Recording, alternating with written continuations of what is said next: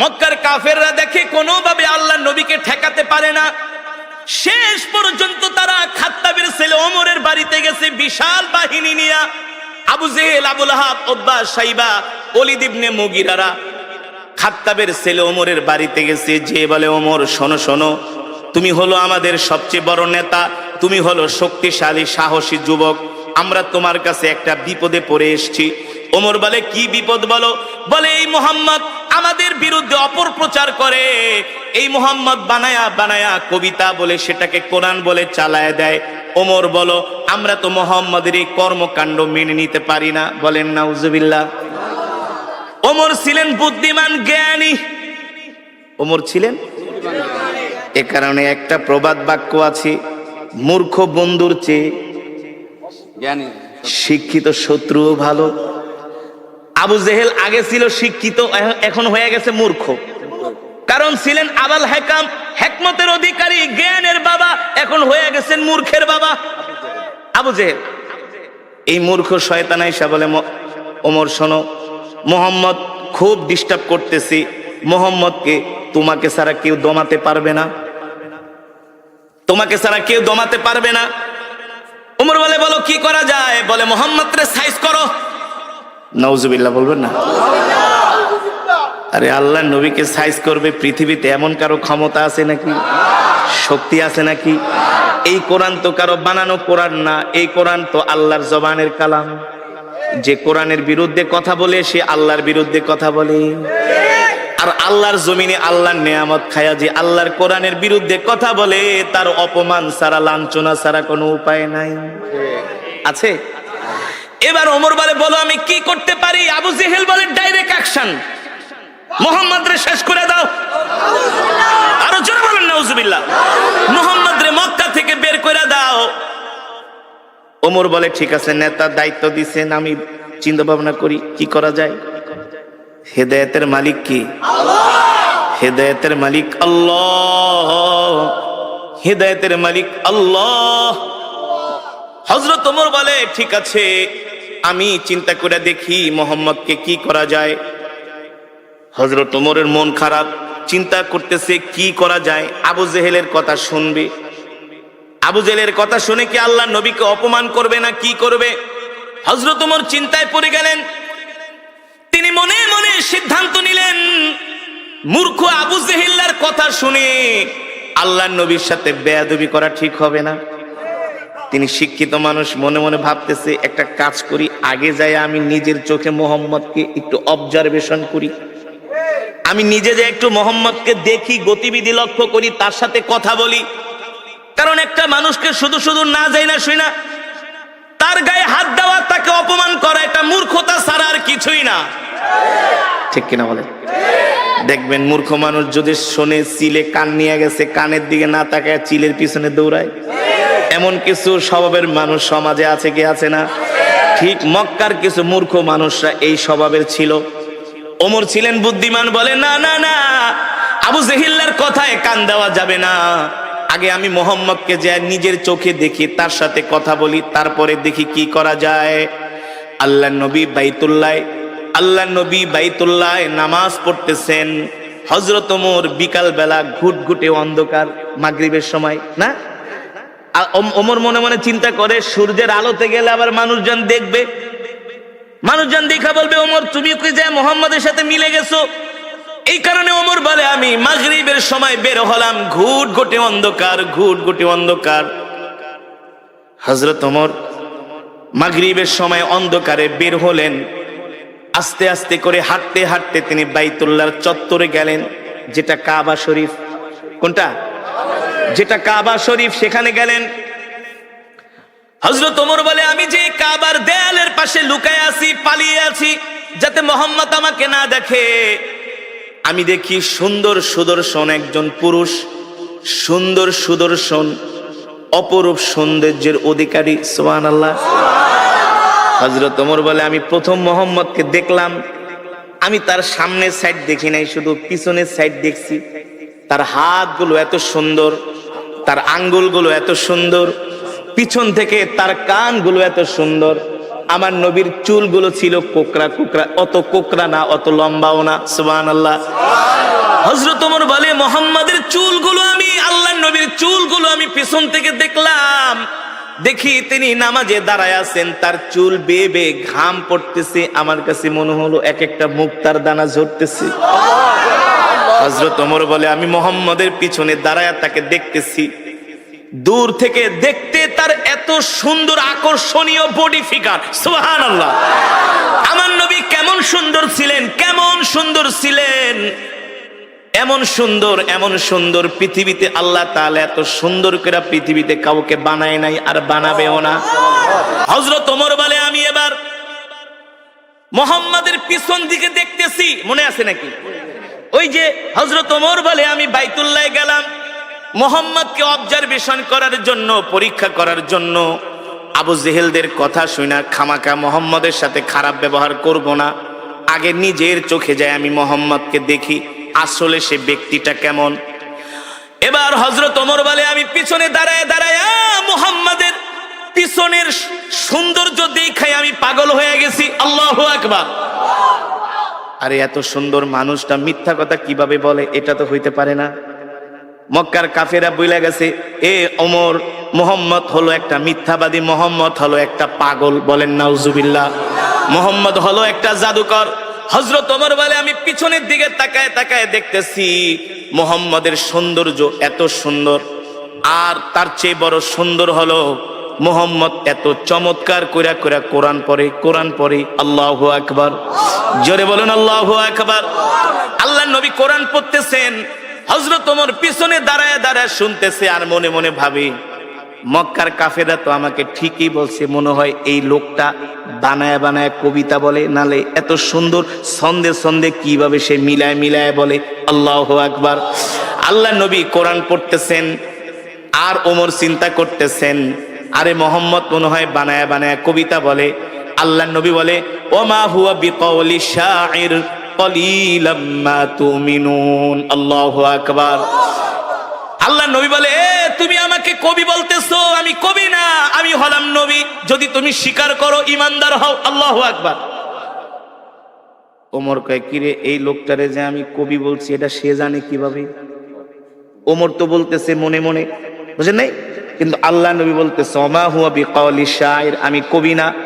ওমা হুয়া বিকাউলি শাইরিন কলিলাম মা তুমিনুন, তোমরা অল্প মানুষই বোঝো যে আমি কবি না, আমি হলাম আল্লাহর নবী, যদি তোমাদের ঈমান থাকে, আর তোমরা অল্প মানুষই ঈমান গ্রহণ করবে। ঠিক কিনা বলেন? হযরত ওমর বলে কিভাবে বললো, কিভাবে সে বুঝলো আমি যে তার নামে বলতেছি সে কবি? এবার হযরত ওমর বলে সে যেহেতু আমার মনের কথা জানা গেছে, তাহলে মনে হয় এই লোকটা হলো একটা গণক, গণকরাই তো মানুষের মনের কথা। আল্লাহ নবী বলেন ওমা হুয়া বিকাউলি শাইর কলিলাম মা তুমিনুন ওয়ালা বিকাউলি কাহিন কলিলাম মা তাযাক্কারুন। আল্লাহু আকবার। এ তুমি আমাকে গণক ভাবতেছো, আমি গণক না, আমি গণক না। তুমি যেটা ভাবতেছো তোমার ভাবা সত্য নাই, আমি হলাম আল্লাহর নবী। ঠিক কিনা বলেন? তানজিলুম মির রাব্বিল আলামিন। আমি গণক না, আমি গণক না, আমি যেটা পড়তেছি সেটা হলো আমার রবের পক্ষ থেকে কোরআন। আল্লাহু আকবার।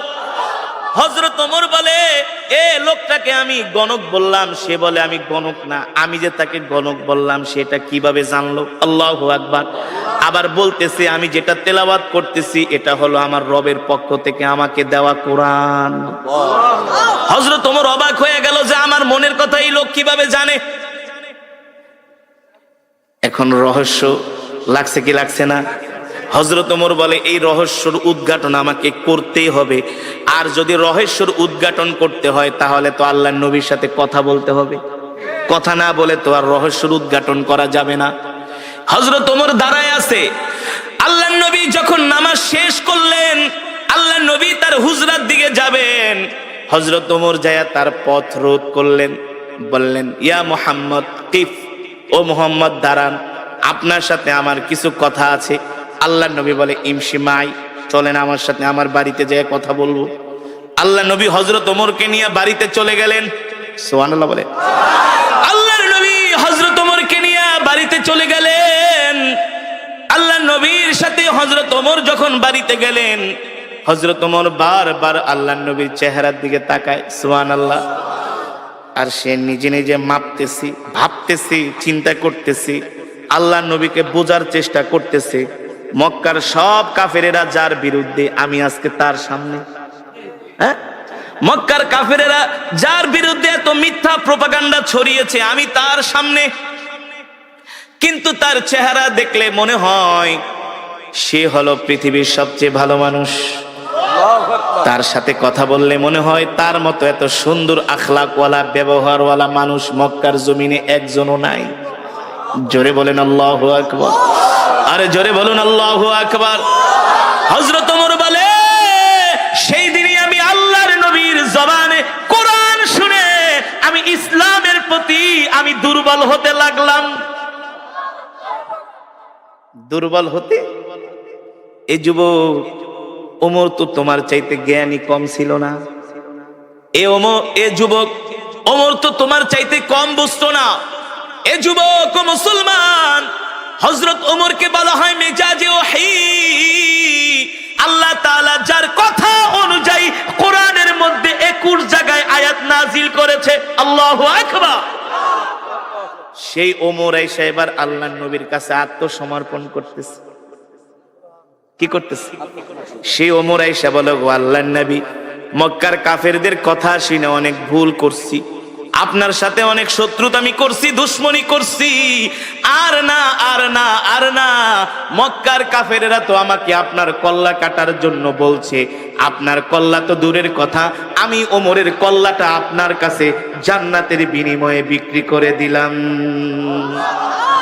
ওমর কালেমা পড়ে মুসলমান হয়ে গেলেন। যুবক, তুমি তো নামাজই পড়ো না, নিজেকে মুসলমান দাবি করো। আছে না সমাজের মধ্যে? মসজিদে মুসল্লি নাই, নামাজ পড়ে না, নিজেকে অনেক বড় মুসলমান দাবি করে। আর হযরত ওমর আল্লাহর নবীর হাতে হাত রেখে কালেমা পড়ে মুসলমান হয়ে গেলেন। হযরত ওমর মুসলমান হওয়ার পরে হযরত ওমর বলে, আল্লাহর নবী, আমাকে অনুমতি দেন, আমি মক্কার সব গোত্রের মানুষের কাছে যে দ্বীনের দাওয়াত দিব। আল্লাহর নবী বলে, ওমর আস্তে আস্তে। হযরত ওমর বলে, আস্তে আস্তে কে? আপনি কি সত্য নবী না? চলে বলেন সুবহানাল্লাহ। আমি অবশ্যই সত্য নবী। বলে, আপনি যদি সত্য নবী হয়ে থাকেন, আজ থেকে আমি ওমর ঘোষণা দিলাম, আমার জান, আমার মাল, আমার সম্পদ সব আমি আল্লাহর রাস্তায় দিয়ে দিলাম। আমি আপনার হয়ে গেলাম, আমি আপনার হয়ে গেলাম। ওগো নবী, আমি আপনার হয়ে গেলাম, আমার সব কিছু আল্লাহর রাস্তায় দিয়ে দিলাম। আপনি আমাকে অনুমতি দেন, আমি মক্কার সব কাফেরদের কাছে যায় দ্বীনের দাওয়াত দিব। হযরত ওমরের ঈমান চলে আসছে, পাওয়ার হয়ে গেছে, ঈমানের পাওয়ার। এখন আর আল্লাহ ছাড়া কাউকে ভয়। মুসলমানদের দ্বিতীয় খলিফা নাম কি? জোরে বলুন, নাম কি? ওমর কে? সারা পৃথিবীতে এখন যত রাষ্ট্রপ্রধান আছে, এই সব রাষ্ট্রপ্রধানদেরকে ওমর পকেটে নিয়ে ঘুরতে পারে। সারা পৃথিবীর রাষ্ট্রপ্রধানদের মাথায় যে ঘিলু আছে, এই ঘিলু ওমরের বাম আঙ্গুলের ভিতরে ছিল। সারা পৃথিবীতে যত আধুনিক রূপকার যা হয়েছে, রাস্তাঘাট, কালভার্ট, ব্রিজ, সারা পৃথিবীকে আজকে যেভাবে সাজানো হয়েছে, সব হযরত ওমরের পরিকল্পনা। জানেন, এই যে নাইট ঘাটের যে প্রচলন, খাল খনন করার যে প্রচলন, তারপরে আপনার সেনাবাহিনী গঠন করার যে প্রচলন, দেশের সীমান্ত পাহারা দেওয়ার যে বিএসএফ, বিডিআর, যে সীমান্তের অতন্দ্র প্রহরী, এই সব কিছু গঠন করেছিলেন হযরতে ওমর। সব করেছিলেন মোল্লারা। কারা কারা কারা কারা? মোল্লারা। হ্যাঁ, হযরত ওমর কে? তিনি খাত্তাবের ছেলে ওমর। তোমার মতো আমার মতো এই ছোটখাটো নেতা না। ওমরকে দেখলে ইবলিস শয়তান পর্যন্ত ভয় পাইতো। এই ওমর কে? যাকে বলা হয় মেজাজে ওহী, যাকে বলা হয় মেজাজে ওহী, এই ওমর কে? আল্লাহু আকবার। এখনো কালেমা পড়ে মুসলমান হয় নাই। ওমর ছিল আল্লাহর নবীর সবচেয়ে বড় দুশমন। সবচেয়ে বড় কি?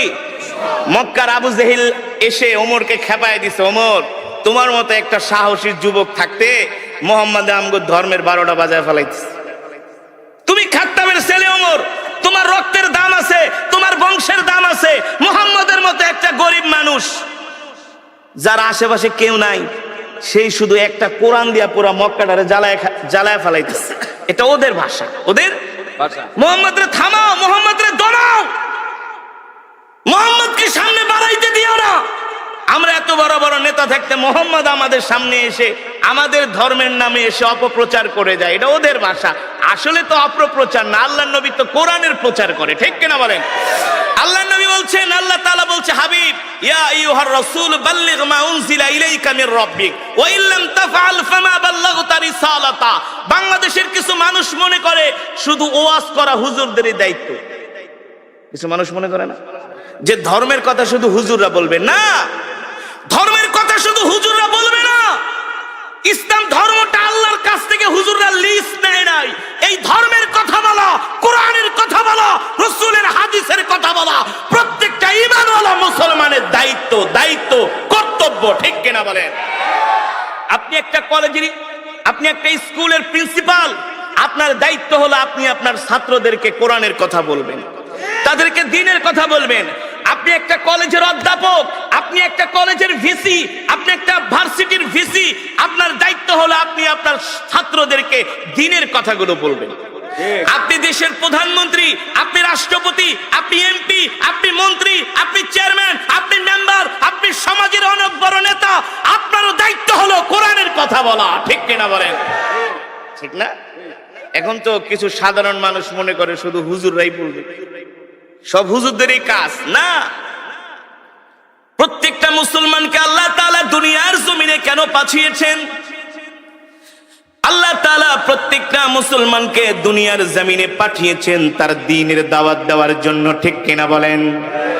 আল্লাহর নবী আল্লাহ তাআলা তার উপর কোরআন নাজিল করলেন আর বললেন, ইয়া আইয়ুহার রাসূল বাল্লিগ মা উনজিলা ইলাইকা মির রাব্বিক ওয়া ইল্লাম তাফআল ফামা বাল্লাগতা রিসালাতা ওয়াল্লাহু ইয়াসিমুকা মিনান নাস ইন্নাল্লাহা লা ইয়াহদিল কওমাল ফাসিকিন। আল্লাহ রাব্বুল আলামিন বলেন, নবী আমি আল্লাহ আপনার উপর যেই কোরআন নাজিল করেছি, এই কোরআন নিয়ে শুধু আপনি ঘরে বসে থাকবেন না। এই কোরআন শুধু আপনাকে একা তেলাওয়াত করার জন্য নাজিল করা হয় নাই। এই কোরআন শুধু বাবা মারা যাবে 40 দিন পরে 10 জন ইমাম দাওয়াত দিয়া গরু কেটে 40টা খাওয়াবে আর খতম করাবে, এই কারণে আল্লাহ কোরআন দেয় নাই। বছরে 1 মাস শুধু রমজান মাসে খতমে তারাবি পড়বেন আর হুজুরদেরকে দাওয়াত দিয়ে 1 খতম কোরআন পড়াইবেন। আল্লাহ শুধু এই কারণে কোরআন দেয় নাই। এই কোরআন এত সস্তা কোরআন না, এই কোরআন এত সস্তা জিনিস না। পৃথিবীর ইহুদি খ্রিস্টানরা সব কিতাবের মধ্যে তারা 2 নাম্বারই করেছে, হাত দিয়েছে, কিন্তু আল্লাহর কোরআনে এখনো হাত দিতে পারে নাই। কথা বলেন না কেন? তা বোঝেন না কেন? এটা এত সস্তা কোরআন না যে কোরআনের তেলাওয়াত শুনলে পাথরের মতো হৃদয়টা মোমের মতো গলে যায়, ঠিক না? আল্লাহ তাআলা বলে, হাবিব আপনাকে যে কোরআন দেওয়া হয়েছে, এই কোরআন দিয়ে আপনি মক্কার জমিনে কাফেরদেরকে দাওয়াত দেন। এই কথা শুধু আল্লাহ তাআলা তার নবীকে একা বলেন নাই, এই কথা আমাকেও বলা হয়েছে, আপনাকেও বলা হয়েছে। এই মাহফিলে যত যুবক আছেন সবার উপরে এই কোরআনের দাওয়াত দেওয়ার দায়িত্ব একা শুধু আমার উপরে না, শুধু আলেমদের উপরে না, প্রত্যেকটা কলেজ, ইউনিভার্সিটি, স্কুল থেকে শুরু করে যত সরকারি কর্মকর্তা আছে, বেসরকারি কর্মকর্তা আছে, সবার দায়িত্ব হলো আল্লাহর কোরআনের কথা বলা, আল্লাহর কোরআনের দাওয়াত দেওয়া, ঠিক কিনা বলেন? আল্লাহ তাআলা তার হাবিবকে ডাক দিয়ে বলে, হাবিব আপনি কোরআনের কথা বলে যান। আল্লাহর নবী আল্লাহর নির্দেশ পায়া ঘরে বসে থাকেন নাই, কোরআনের দাওয়াত দেওয়ার জন্য ঘর থেকে বের হয়ে গেছি। আল্লাহর নবী আবু জেহেলকে ডাক দিয়া বলে, চাচা আমি আল্লাহর নবী, আল্লাহ আমাকে হেদায়েত দিয়ে মক্কার জমিনে পাঠাইছে। ও আবু জেহেল চাচা আপনি কালেমা পড়ে মুসলমান হয়ে যান। আবু জেহেল বলে, মোহাম্মদ তুমি নিজে বানায় বানায় কবিতা বলো আর কোরআন বইলা চালায় দাও, তোমার মতো মিথ্যাবাদীকে আমি নবী মানতে পারবো না। বলেন নাউজুবিল্লাহ। আমার নবী না ছিলেন চিকন, না ছিলেন মোটা, স্লিম, স্মার্ট, সুদর্শন। এখন তো যুবকরা জিম করে, বডি বিল্ড আপ করে। কি করে? জিম করে। জিম, নামাজ নাই, রোজা নাই, হাফ প্যান্ট পরে শুধু জিম করে সারাদিন, বডি বিল্ড আপ করে। যুবক তোমার নবী কে জানো? পৃথিবীর করছে। আল্লাহু আকবার। শুধু সুন্দর নয়, পৃথিবীর যত মেধা, যত জ্ঞান, যত ইলম, উতিতুল ইলম, যত জ্ঞান আছে সব জ্ঞান দিয়া আল্লাহ আমার নবীকে দুনিয়াতে পাঠিয়েছেন। আল্লাহু আকবার। রাষ্ট্র পরিচালনা করার যোগ্যতা কি? রাষ্ট্র পরিচালনা করার যোগ্যতা, ময়দানে যুদ্ধ করার দক্ষতা আমার নবীর যেমন ছিল, পৃথিবীর এমন কোন যোদ্ধা, এমন কোন রাষ্ট্রপ্রধান আজ পর্যন্ত আসে নাই, আসবেও না। সব দিকে আমার নবী ছিলেন 100-তে 100। জোরে বলেন সুবহানাল্লাহ। এই কারণেই আম্মা জান আয়েশা বলেছেন, মিশরের রমণীরা, মিশরের প্রেসিডেন্টের স্ত্রী, আজিজ মিস্ত্রির স্ত্রী জুলাইখা রানিং প্রেসিডেন্ট মিশরে। কোথায়? পয়গম্বর ইউসুফ আলাইহিস সালামের চেহারা দেখা পয়গম্বরের জন্য পাগল হয়ে গেছে, পাগল হয়ে গেছে। আমি যখন মিশরে পড়াশোনা করতাম, আমি মাঝে মাঝে কায়রোতে যেতাম, কায়রোর বাজারে। তো মাঝে মাঝে কায়রোতে যাওয়ার পরে এত সুন্দর মিশরের পুরুষগুলো, সব এক সাইজ। কয় সাইজ? দেখতে যেমন একেবারে এক সাইজ, এমন সুন্দর, এমন সুদর্শন, যেটা ভাষায় প্রকাশ করার মতো না। তো পুরুষের সৌন্দর্য যদি এমন হয়, তো রমণীরা কেমন হইতে পারে? এবার চিন্তা করেন তো, জুলাইখা কেমন সুন্দর। সে পয়গম্বর ইউসুফের চেহারা দেখে পাগল হয়ে গেছে। জুলাইখার বান্ধবীরা চিঠি লেখছে, এ জুলাইখা, কার জন্য পাগল হলি? তুই একটা প্রেসিডেন্টের স্ত্রী হইয়া সাধারণ একটা গোলামের জন্য পাগল হয়ে গেছস। জুলাইখা বান্ধবীদেরকে পত্র লেখছে, এই দূর থেকে সমালোচনা করিস না, সামনে আইসা একটা নজর দেখা যা, ক্র্যাশ খেয়ে যাবি, ক্র্যাশ, পাগল হয়ে যাবি, নজর ফিরাইতে পারবি না। সুবহানাল্লাহ। জোরে বলুন সুবহানাল্লাহ। জুলাইখা ছিলেন চালাক, বুদ্ধিমতী। তার বান্ধবীদেরকে ডাকছে, আয়, দূরে থেকে তো আমারে গালাগালি করো, সামনে এসে দেখা যা, এক ঝলক দেখা যা, এক নজর দেখা যা। জুলাইখার বান্ধবীরা আসছে, সবার হাতে আপেল দিয়েছে। কি দিয়েছে? আপেল আর ছুরি দিছে। যে গোলামে লেগা পাগল হইছি, একটু পরে এই গোলাম এদিক দিয়ে যাবে, এক নজর দেখবি, বেশি না। কয় নজর? এক নজরের বেশি দেখা যাবে না, নিষেধ। বারবার তাকানো যাবে না। জুলাইখার বান্ধবীরা গেলে পাগল হয়ে গেছে। কি এমন পুরুষ যেটা একেবারে এক নজর দেখা লাগবে? কি এমন সৌন্দর্য? জুলাইখার বান্ধবীরা তো আর বোঝে নাই, যখন পয়গম্বর ইউসুফ আলাইহিস সালাম সামনে দিয়ে হেঁটে যাচ্ছে, জুলাইখার বান্ধবীরা খুশ গল্প করে আর আপেল খায় কেটে কেটে। পয়গম্বর ইউসুফ যাচ্ছেন, এক বান্ধবী আর এক বান্ধবীকে, বন্ধু দেখ, তাকায় দেখ, এটা কি মানুষ নাকি ফেরেশতা? সুবহানাল্লাহ। এটা মানুষ যাচ্ছে নাকি ফেরেশতা? মানুষের চেহারা তো এত সুন্দর না। আল্লাহু আকবার। জুলাইখার বান্ধবীরা আপেল খাইব তো দূরের কথা, পয়গম্বর ইউসুফ আলাইহিস সালামের চেহারার দিকে তাকায়, আপেল কাটতে কাটতে একেবারে আঙ্গুল কেটে ফেলায় রক্ত বের করে ফেলাইছে। কিন্তু তার নজর চেহারার থেকে নজর ফিরাতে পারে না। জুলাইখা ছিলেন বুদ্ধিমতী, সেও কিছু তাকাই আছে এক নয়নে। জুলাইখা ডাক দিয়ে, কিরে, আপেল খাবি না ওই গোলামডারে দেখবি? জুলাইখা সব বান্ধবীরা হাতের দিকে তাকায় দেখে আঙ্গুল কেটে ফেলাইছে, রক্ত পড়তেছে। জুলাইখাকে, ব্যাপার কি? পিছনের থেকে না গালাগালি করছিলি, পিছনের থেকে না ভৎসনা করছিলি, এখন তারে দেখার পরে চোখ ফিরাইতে পারস না, আঙ্গুল কেটে ফেলাইছস, কারণ কি? জুলাইখার বান্ধবীরা, বান্ধবী রে, মাপ চাই, ভুল করছি, সরি। এই গোলাম যে এত সুন্দর জীবনেও কোনোদিন ভাবতে পারি নাই, মনে হয় এটা মানুষ না, আসমান থেকে ফেরেশতা আইসা পড়ছে। আল্লাহু আকবার। জোরে বলেন আল্লাহু আকবার। আম্মা জান আয়েশা সিদ্দিকা রাদিয়াল্লাহু তাআলা আনহা বলেন, মিশরের রমণীরা পয়গম্বর ইউসুফের চেহারা দেখে আঙ্গুল কাটতে কাটতে, আপেল কাটতে কাটতে তারা আঙ্গুল কেটে ফেলেছে, তারা রক্তাক্ত হয়ে গেছে। আমার স্বামী মুহাম্মদ সাল্লাল্লাহু আলাইহি সাল্লামের চেহারা যদি তারা দেখতো, আঙ্গুল কাটতো না, আপেল কাটতো না, কলিজা কেটে ফেলতো, কলিজা। তারপরে আল্লাহর নবীর চেহারা থেকে নজর ফিরাতে পারতো না। আকবার। এমন সুন্দর চেহারা আল্লাহ আমার নবীকে দান করছে। আমার নবী যেটা করছেন সেটাই ফ্যাশন। সেটাই কি ফ্যাশন। আমার নবী যে স্টাইলে চুল কেটেছেন সুন্নত তরিকা, বাংলাদেশের আর্মিরা সেভাবে চুল কাটে। কারা? আর্মিরা চুল কাটে। আমি মিশরে গিয়ে থাইল্যান্ডে গিয়েছিলাম একটা প্রোগ্রামে। থাইল্যান্ডের রাজধানী ইয়ালা থেকে 800 কিলোমিটার দূরে, যেখানে 75% মুসলমান। প্রতি মহরম মাসে সেখানে একটা প্রোগ্রাম হয়। সারা পৃথিবী থেকে তারা আন্তর্জাতিক যারা কারি সাহেব আছে তাদেরকে দাওয়াত দিয়ে দিয়ে তারা মহরম মাস 10 তারিখ আছে না, তারা প্রোগ্রাম করে। সেই থাইল্যান্ডের মুসলমানরা প্রত্যেকটা থাই মুসলিম ছেলেদের চুল দেখি ছোট ছোট। আর যখন ব্যাংককে আসি এক একটার চুলে দেখি ডেঙ্গুরের বাসা, বল্লার বাসা, পাখির বাসা, হ্যাঁ হনুমানের মতো দেখা যায়।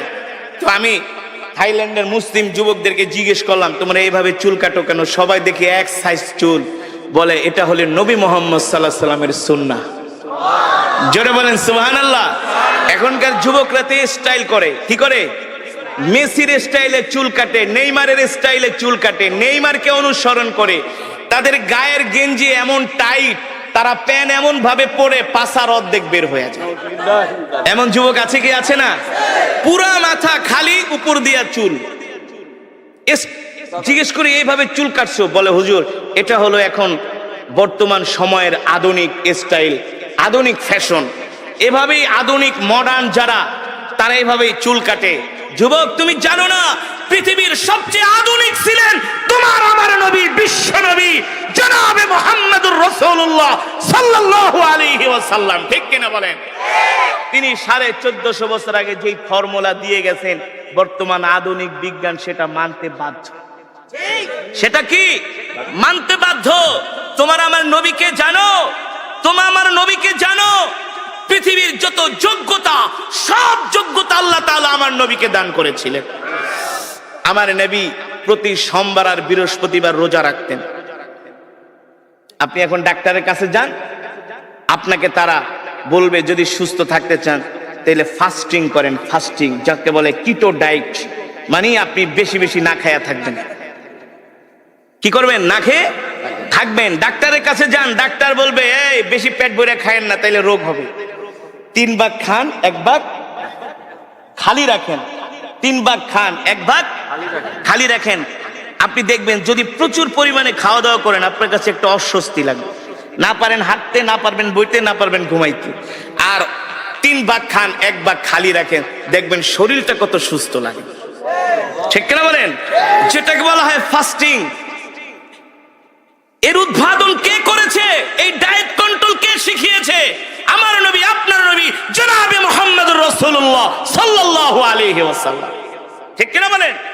জাপানের ডাক্তাররা বলে বেশি বেশি ফাস্টিং করো, বেশি বেশি না খায়া থাকো, বেশি বেশি রোজা রাখো, রোজা রাখলে তুমি সুস্থ থাকবা। এই ফর্মুলা তো কে শিখিয়েছেন?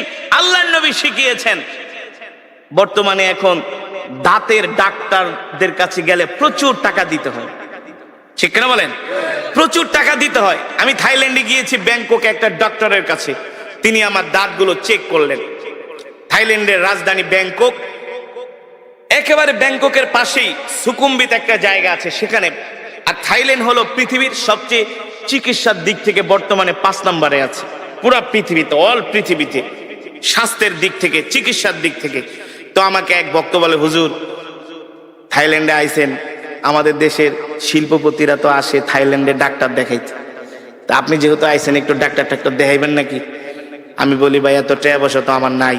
টাকা চিন্তা করেন কে, সব আমি দিব, আপনি শুধু ডাক্তার দেখান। আমি যে মসজিদের জুমা পড়ে গাজীপুর শ্রীপুর একটা মসজিদ, আমার মসজিদের যিনি সভাপতি হাজার হাজার কোটি টাকার মালিক, তো সে শুনছে আমি থাইল্যান্ডে গেছি। হুজুর আপনি যতদিন থাকেন থাইল্যান্ডে আমার হোটেল আছে, আপনার জন্য হোটেল ভাড়া, খাওয়া দাওয়া সব ফ্রি। ফোন দিয়ে আগে হুজুর কোনো চিকিৎসা করবেন কিনা, তাহলে করে আসেন, সব পেমেন্ট আমি করে দেবো। তো চিন্তা করলাম আমার দাঁতে একটু সমস্যা, দাঁতটা থাইল্যান্ডে দেখা যায়, থাইল্যান্ডের দাঁতের চিকিৎসা খুব ভালো। তো আমি একটা ডেন্টালিস্টের কাছে গেলাম। তা আমি তো আর থাই ভাষা বুঝি না, ইংলিশ বলতে পারি, ওরা ইংলিশটাও ততটা বোঝে না।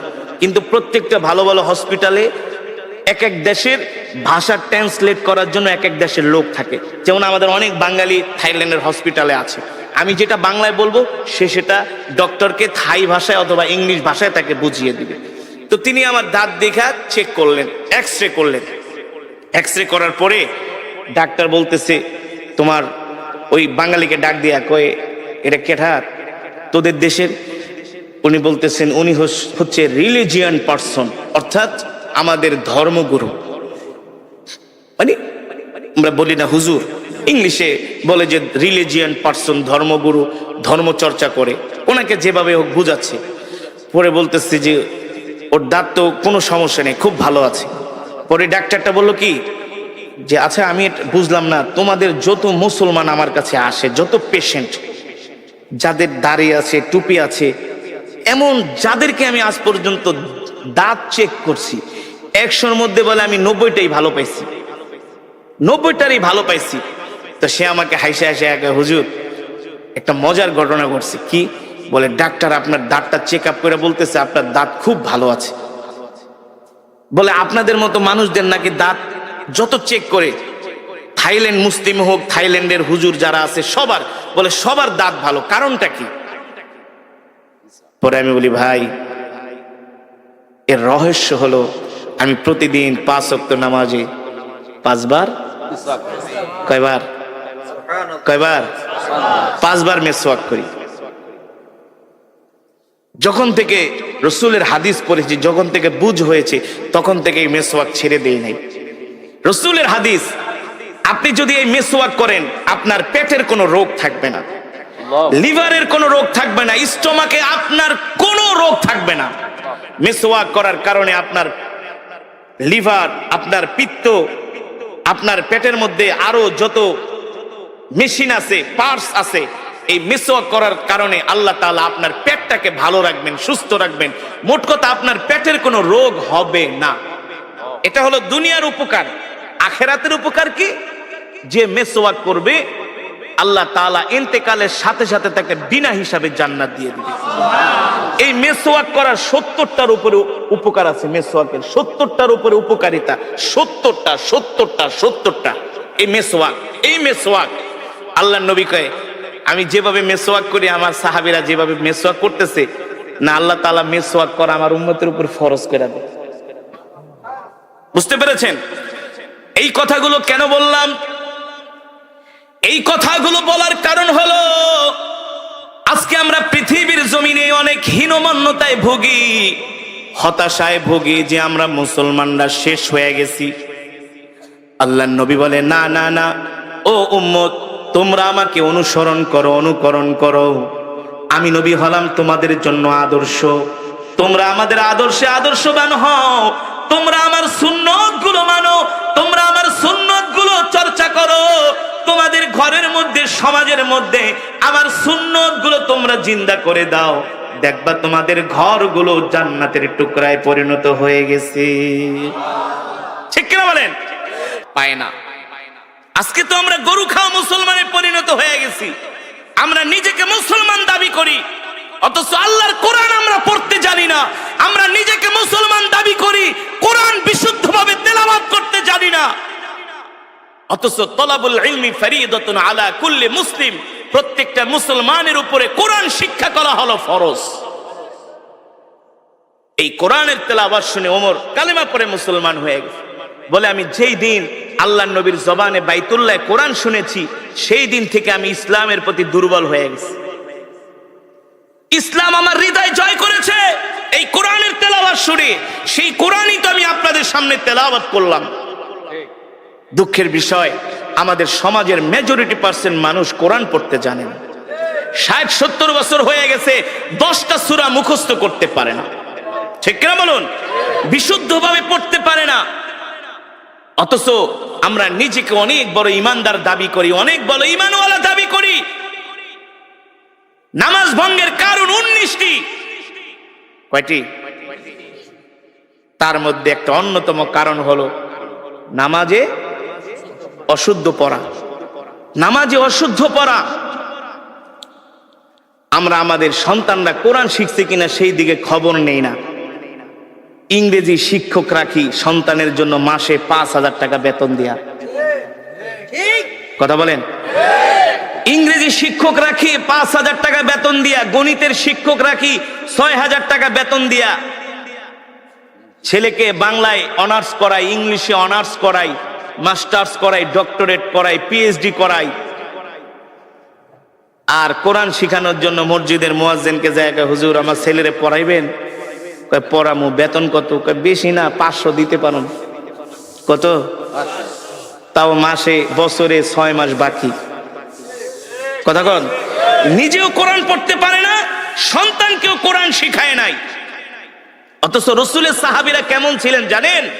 তারা আল্লাহর নবীর কাছে আয়েশা কোরআন নিয়ে বসে থাকতেন। কোরআন এখনো সেই ধারাবাহিকতা চালু আছে। মসজিদে নববীর প্রতিটা পিলারে পিলারে কিন্তু কোরআনের মক্তব। পুরো মসজিদে নববীতে 1200-র উপরে মক্তব আছে। মক্তব এখন তো বাংলাদেশে মক্তব বন্ধই হয়ে গেছে। আগে ছোটবেলায় দেখতাম ফজরের পরে ইমাম সাহেব ঘোষণা করতো, এই মক্তবের ছাত্র ছাত্রীরা তাড়াতাড়ি করে মক্তবে আসো। ঠিক না? ইমাম সাহেবের কাছে যে আগে আমরা কায়দা পড়তাম, সিপারা পড়তাম, কোরআন শরীফ পড়তাম। বাড়িতে আসার সময় 10 মিনিট জোরে জোরে সূরা মুখস্থ করে সালাম শিখাইতো, যে বাড়িতে যায় আগে মা বাবাকে সালাম দিবা। আজকে আমরা আমাদের সন্তানদেরকে কোরআন শিখাই না, দিন শিখাই না, নিজেও শিখি না, সন্তানদেরকেও শিখাই না। এই কারণে আমাদের সন্তানগুলো দিন দিন নষ্ট হয়ে যাচ্ছে। হচ্ছে না? 6-7 এর ছেলেরা এখন ওপেনলি রাস্তায় দাঁড়ায় সিগারেট খায়। 8 এর ছেলেরা সিগারেট খায়। ইন্টারের ছেলেদের পকেটে এখন সিগারেটের প্যাকেট থাকে, গাঞ্জার প্যাকেট থাকে। ঠিক কিনা বলেন? বানিয়ে বলছি। 6-7 এর পোলাপান সিগারেট খায়। এই সিগারেট খাও কাকে? আপনার বাপের টাকা দিয়ে খাই? আপনার বাবার টাকা দিয়ে খাই? আপনি বলার কে? আমার বাবার টাকা দিয়ে আমি সিগারেট খাই। আস্তাগফিরুল্লাহ। আমার সন্তানগুলো এমন বেয়াদব কিভাবে হলো? কারণ কি? আমরা তাদেরকে ধর্মীয় শিক্ষা দিচ্ছি না, দ্বীনি শিক্ষা দিচ্ছি না। আগে তো দরকার ছিল সন্তানদেরকে দ্বীনি শিক্ষা দেওয়া। কথা বলেন? রাগ করতেছেন? আজকে স্কুল কলেজে কি হচ্ছে? ধর্মীয় শিক্ষা তো নাই, ধর্মীয় শিক্ষা নাই। আমি বানিয়ে বলছি। এই যে কোরআন আমি পড়লাম, আমাদের সন্তানরা 10টা সূরা মুখস্থ পড়তে পারে না। উচিত তো ছিল আমাদের সন্তানদেরকে আগে কোরআন শিখানো, দিন শিখানো। অবশ্যই অবশ্যই আমার সন্তান কলেজে পড়বে, ইউনিভার্সিটিতে পড়বে, আমার সন্তান ডাক্তার হবে, ইঞ্জিনিয়ার হবে, বড় ব্যবসায়ী হবে, বড় নেতা হবে। এটা আমার গর্ব, এটা আমার গর্ব। কিন্তু কোরআন না শিখলে তো আমার সন্তান সব শিক্ষা পরে আমার সন্তান বিপদগামী হয়ে যাবে, দিন হারা হয়ে যাবে, ইসলাম হারা হয়ে যাবে। এ কারণেই তো ওই দিনকে দেখলাম টেলিভিশনের মধ্যে অনেক অভিভাবক কান্না করে বলতেছে, আমরা স্কুল কলেজের এই কারিকুলাম শিক্ষা ব্যবস্থা চাই না। বলে কেন? বলে এই শিক্ষা ব্যবস্থার মধ্যে শিখার মতো কিছুই নাই। ঠিক বানায় বলছি? বলুন আমি বানিয়ে বলছি? এই কথাগুলো কেন বললাম? আমাদের সন্তানদেরকে যদি ধর্মীয় শিক্ষা দেওয়া না হয়, এই কোরআন যদি না শেখানো হয়, আর 1, 2, 3 যুগ পরে দেখবেন যে জেনারেশন গুলো আসবে, আপনি মসজিদ বানাইবেন কিন্তু মুসল্লি পাইবেন না। আপনি মসজিদ বানাইবেন, টাইলস লাগাইবেন, এসি লাগাবেন, মসজিদের 300 হাত দূরে বসে আপনার ছেলেরা চায়ের দোকানে বাংলা সিনেমা দেখবে আর গাঁজা খাবে। এখন তো সেটাই হচ্ছে। কথা বলেন? সেটা হচ্ছে। মসজিদ পাকা হচ্ছে, মসজিদ সুন্দর হচ্ছে, কিন্তু মুসল্লি নাই। আছে? আমি চাঁদপুর এক মাহফিলে গেছি, মতলব, চাঁদপুর মতলব, মায়া চৌধুরীর এলাকা। মায়া চৌধুরীর এলাকা 50 ডেক খিচুড়ি রান্না করছে। আমি ইমাম সাহেবের কই, মাশাআল্লাহ আপনার এলাকা তো সব ধর্মবীর মুসলমান। কয় হুজুর বোঝেন না, 50 ডেক খিচুড়ি আনছি কি এমনি নাকি? আমি কই মাশাআল্লাহ। মানুষ 20-30 হাজার। কয় হুজুর বেশি না, 40 বছর ধরে ওয়াজ করাই, সব ওয়াজ শুনতে আয় পড়ে। আমি বলি লোকজন? কয় সব আমগো এলাকার আশেপাশে, ম্যাক্সিমাম এলাকার সমাজের 2-4 গ্রাম দূরে, আর বেশিরভাগ আমাদের এলাকারই, সব ঢাকায় ঢুকায় থাকে, সবাই পড়ছে। হ্যাঁ, তো ভালো কথা। খুব ধার্মিক, খুব ধার্মিক, খুব ওয়াজ শোনে হুজুর। আপনি 3 ঘন্টা ওয়াজ করলো একজন লোক উঠবো না, যত ওয়াজ করবেন। আর একটা হুজুর এমন কেরাত পড়বেন, মাইক মুখ ফাড়া লাইবেন, আর একটা হুজুর এমন ওয়াজ করবেন একবারে যাতে মানুষ ঘরের থেকে দূরে আয়া পড়ে। মাশাআল্লাহ। আমি কই তাইলে ইমাম সাহেব ওয়াজে তো অনেক লোক হয়, আপনি বললেন আপনার সমাজের মানুষ খুব ধার্মিক, মাশাআল্লাহ, তো মসজিদের কি অবস্থা? আপনি দেখেন না কত বড় মসজিদ, টাইলস মাইলস, গ্রামের ভিতরে এসি লাগাইছি, বুঝেন না? তো ফজরের নামাজের কি অবস্থা? কোন নামাজের? কোন নামাজের? কয় হুজুর কি বলবো, দুঃখের কথা, অনেক দুঃখের কথা। এতক্ষণ তো পুরা ফাল পারছে, খিচুড়ি খাওয়া, এই করায় সেই করায়। হুজুর কি কমু? হ্যাঁ হুজুর কি কমু, খাই 80 করে, 80 ঘর পর্যন্ত, বুঝেন নাই? খাই 80 ঘরে, মানে 80 বাড়ির থেকে বাটিতে ইমাম সাহেবকে খাবার পাঠায়, তো ভালোই খান। হ্যাঁ খুব মহব্বত করে। তো মুসল্লি হুজুর ফজরের নামাজে 8 জন মুসল্লিও হয় না। জুমার নামাজে হুজুর উজুখানেও জায়গা দেওয়া যায় না, মাঠ ঘাট সব বইরা যায়। তো জুমার নামাজে যদি জায়গা দেওয়া না যায়, ওয়াজ মাহফিলে যদি 50 ডেক খিচুড়ি রান্দে খাওয়ান, তো ফজরের নামাজে 8 জন মুসল্লিকে, কারণ কি? কারণ কি? এখন আর ইমাম সাহেব কথা বলে না। আমি বলি শোনেন, রসুলের হাদিস, মানুষ যখন ধর্ম শিক্ষা থেকে দূরে সরে যাবে, আস্তে আস্তে করে ধর্ম শিক্ষা থেকে যখন দূরে সরে যাবে, দিন থেকে যখন দূরে সরে যাবে, তখন তাদের অন্তরটা পাথরের মতো শক্ত হয়ে যায়। তখন আর তাদের কাছে ইবাদত মজা লাগে না। ওয়াজে মানুষ আসে যে হুজুরে কেমনে টান দেয়, কেমনে সুর দেয়, একটু দিঘাই, হাসায় না, কাদায় না, লাফায়, বুঝলেন নাই? রং ঢং দেখতে আসে।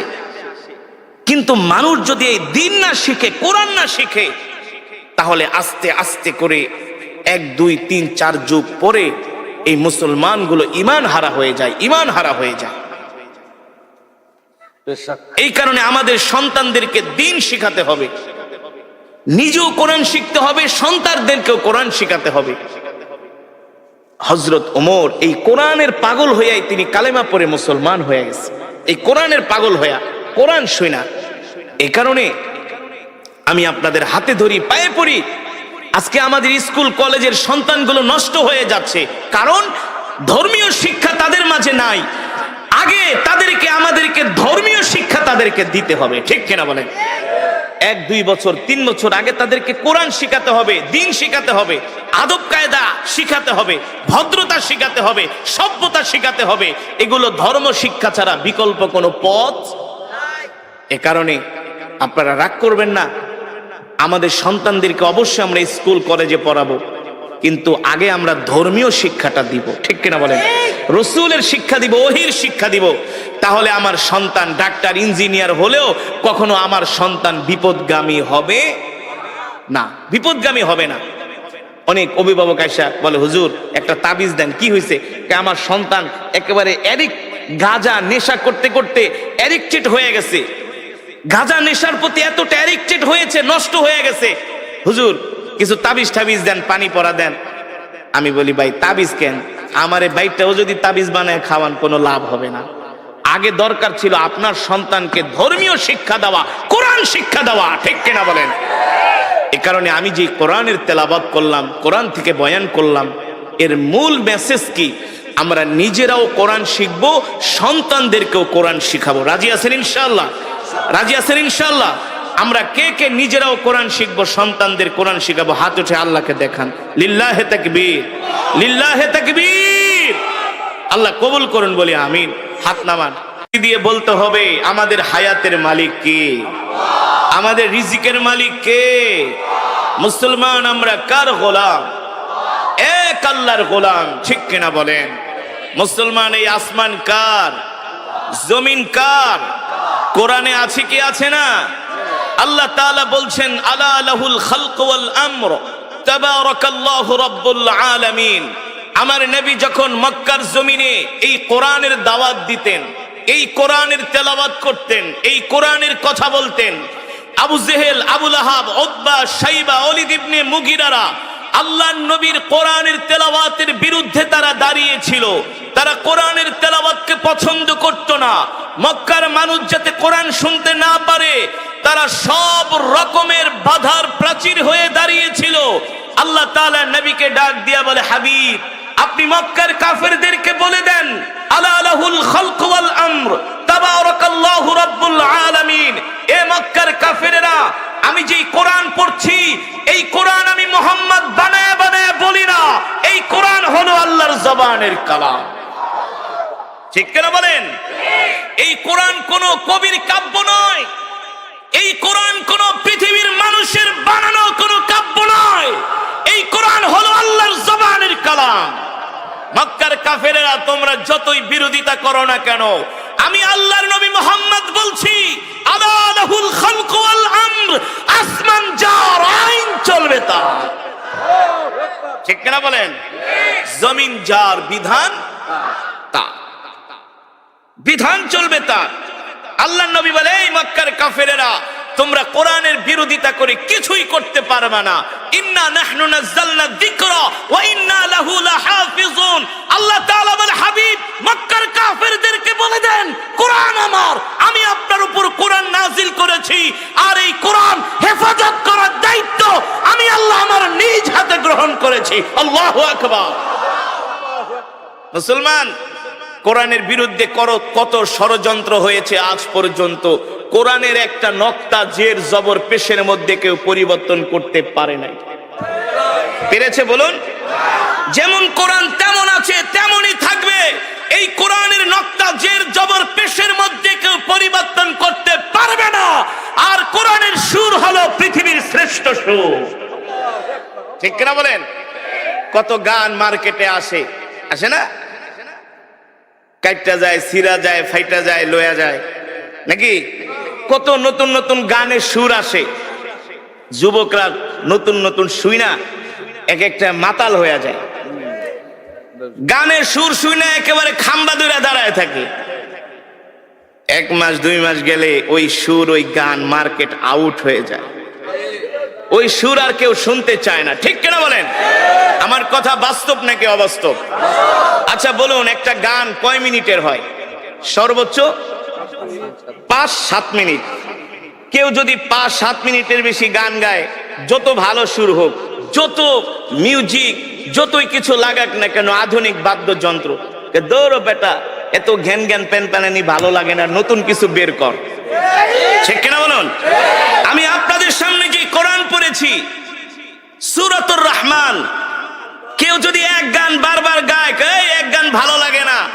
আমি যে কোরআনের তেলাওয়াত করলাম সূরাতুর রহমান, আমি 5 মিনিট পড়ি নাই, 10 মিনিট পড়ে নাই, প্রায় 20 মিনিটের কাছাকাছি। কয় মিনিট? 22 মিনিট।